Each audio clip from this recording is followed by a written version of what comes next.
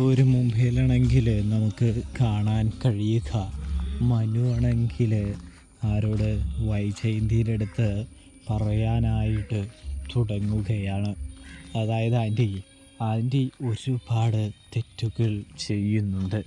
ആൻറ്റിയും മറക്കാൻ ആഗ്രഹിക്കുന്ന ആൻറ്റിയുടെ പല കഥകളും പല കാര്യങ്ങളും ഞങ്ങൾക്കെല്ലാവർക്കും അറിയാമെന്ന് മനു പറയുന്നൊരു കാഴ്ച കാണാനായിട്ട് സാധിക്കും. പ്രേക്ഷകരെ, പ്രിയ കൂട്ടുകാരെ, ഇതേ സമയമാണെങ്കിൽ നമ്മുടെ വൈജയന്തി നീ എന്താടാ മനു ഉദ്ദേശിച്ചത് എന്ന് ചോദിക്കുന്നത് കാണാൻ സാധിക്കും.